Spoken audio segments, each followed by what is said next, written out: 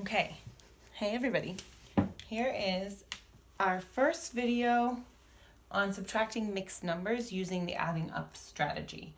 So this is the same thing that is on your packet in the first page. It has a little picture of this, but in case you need another refresher, I'm going to show you how to do it.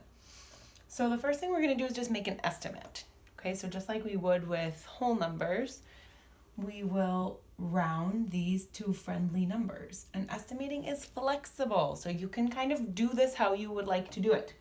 But what I'll do is round to the nearest whole number in each case. So is 5 1/4 closer to 5 or 6? It's closer to 5. So I'll put that 5 minus, and then 3 3/4, is that closer to 3 or to 4? It's closer to 4. So we'll do 3 3/4 and that rounds to 4. So 5 minus 4 is 1. So my estimate here is that my answer should be somewhere kind of close to 1. Okay, to use the adding up strategy, it's the same exact way it works with whole numbers. And I think if you remember way back to September, I told you that we were going to learn that strategy with whole numbers because it would be helpful with fractions. And so here we are using it with fractions. So I can think about this answer, whatever I'm going to get, is going to be the difference between 5 1/4 and 3 3/4. And the difference in this case that's a mathematical word. So it's not just like, oh, the difference between Jose and Kevin. It's the difference, which is an exact number between these two numbers. And we can think of that difference on a number line as being the distance between those two numbers. So if I put 3 3/4 here and 5 1/4 here, I've said this on some of my videos of the review packets, they don't need to be perfectly spaced. I'm not going to make every tick mark between them. I just want to figure out what is the distance between 3 3/4 and 5 1/4 over here. So I will add a friendly number. So from 3 3/4, what's a friendly number to get to? Well, probably 4 wholes. And what do I need to add to get to 4 wholes? I need to add 1/4. Okay, and then from 4 wholes, what do I need to add to get all the way over to 5 1/4? Well, let's see. First, I can get to 5 by adding 1 whole. And then I can get to 5 1/4 by adding 1 more 1/4. And so altogether, what I have added is a 1/4, a 1 whole, and a 1/4. So 1/4 plus 1 whole plus 1/4 is equal to 1 whole and 2/4. And 1 whole and 2/4 is the same as 1 1/2. So my answer here is 1 1/2. And that's it.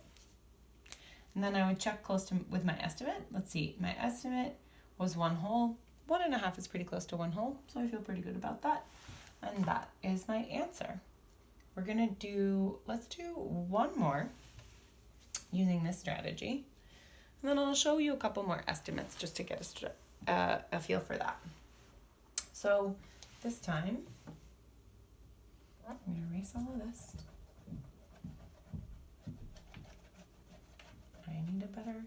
I'm going to do something I never tell you guys not to do, but I'm going to do it this time. Okay. So what if I had something like this?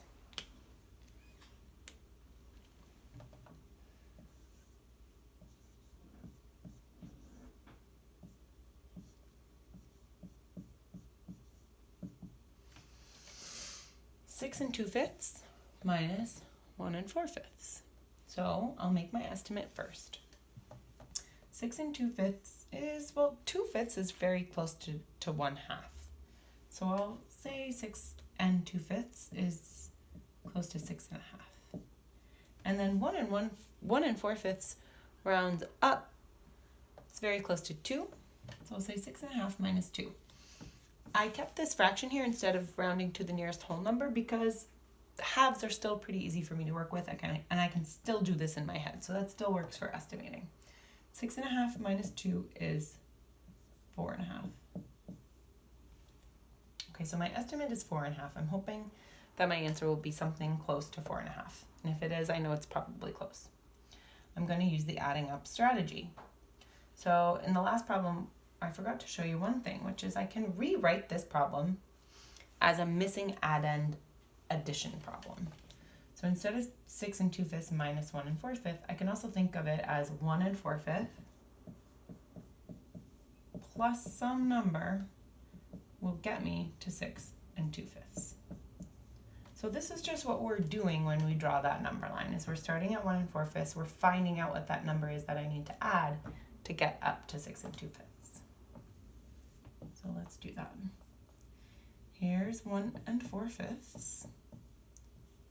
And then I'm going to try and find out what's the distance between here and up here at 6 2/5.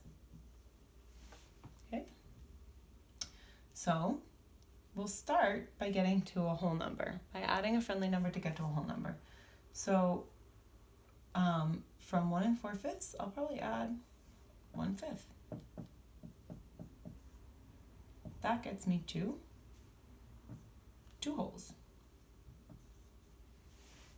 From 2 wholes, you might be able to make one big jump, or you might want to make 2 small. Either way is fine.